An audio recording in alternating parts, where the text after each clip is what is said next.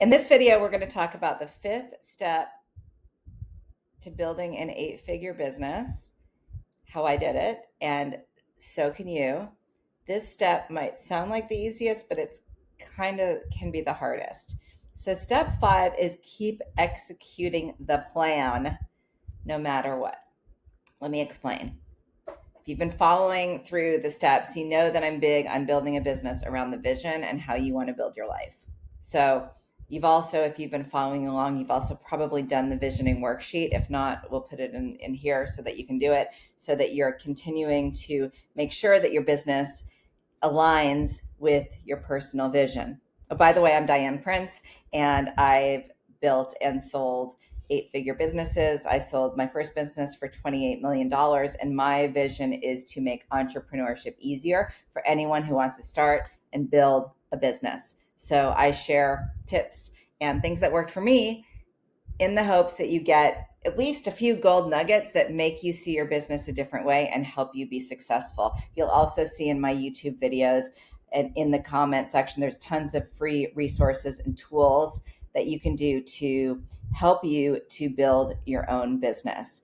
Don't forget to subscribe to my YouTube channel because I'm constantly every week posting new videos on how I built my businesses and how you can do it too. So let's dig into step number 5.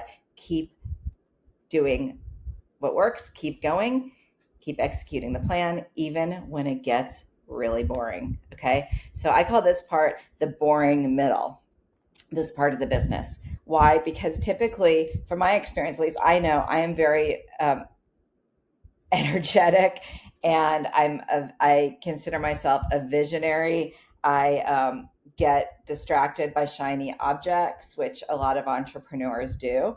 And so it can take a lot of discipline. It's like Zen. It takes discipline to do less and to do better at what you do. Keep on tightening what you do.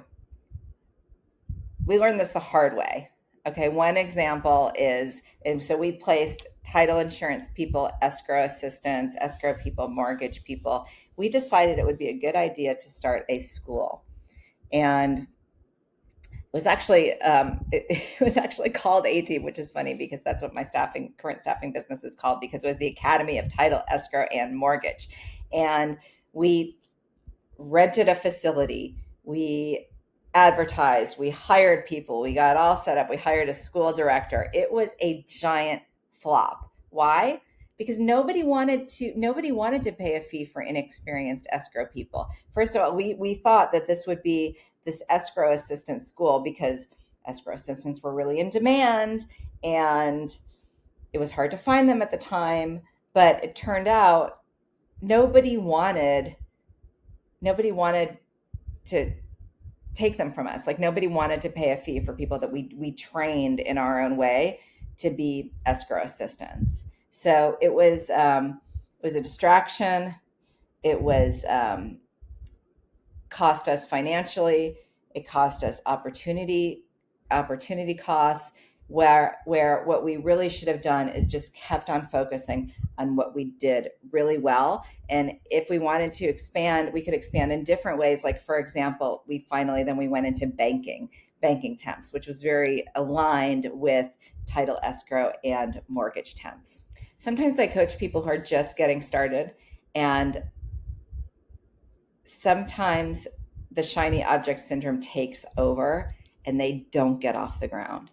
They're always trying something new. They always come to me with so they might start with an executive search business, and then they'll want to do career coaching, and then they'll want to create an app. Okay. And I'm going to tell you, those founders typically then end up going back to what they do, or they get a job. Okay. Because you cannot do everything. One of my favorite books is called Rework. And they talk, let me see if I have it here so I can show you. I do. Hang on one second. I will show you my book. This book I love. This will help you to one of the chapters that talks about doing less. It's Rework by, I'll show you, Jason Fried and David, I don't know how to pronounce it, Heinemeier Hansen, I think. So they talk about this in that book. It's one of my favorite startup books, by the way. So if you haven't read it, get it. Okay, so my point in this video is avoid the shiny object syndrome. Now, for us, we sold our business once we were well into 8 figures. We were doing like $1 million weeks. We got to we were generally between a $35 million and $50 million annual run or annual sales revenue, top line revenue. We could have kept going. People who started when we did are doing really, really well, way better, than 8 figures. But that wasn't us. Like, I don't think that I had it in me to keep building and build into a mature business. That might be you.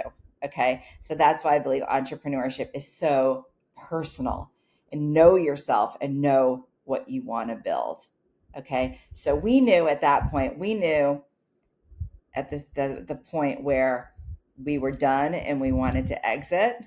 Now, if I could do it again, I don't know if I would have exited at the same time. I may have kept on going a little longer. I don't know. It doesn't matter because it didn't happen. So, but every time that we would go off track, then we'd realize, let's go back to our core. Once, for example, when the real estate market was really soft, the financial market was soft, we tried healthcare staffing, disaster. We sold off that division at a loss. Okay. So I've coached dozens of founders who chase shiny objects, shiny ideas. They get overwhelmed and they lose traction. Like us, every time we strayed, we stalled. Every time we came back to our core, we grew. During a downturn, we planned to hunker down and buy smaller firms. We called a business broker, and on the very first call, he said, actually, I might have someone to buy your business. So my point is, you don't always need new ideas. You need to finish the one that's working. Okay. So ask yourself this: what shiny object have you chased? Did it move you closer or further away from your vision? Okay. And if you could start from scratch today, what product line would you focus on that is your core business, that if you put everything into it, you could scale and reach all of your goals? I'm Diane Prince. Subscribe to my YouTube channel to get tips on how to make your entrepreneurial life easier and more rewarding.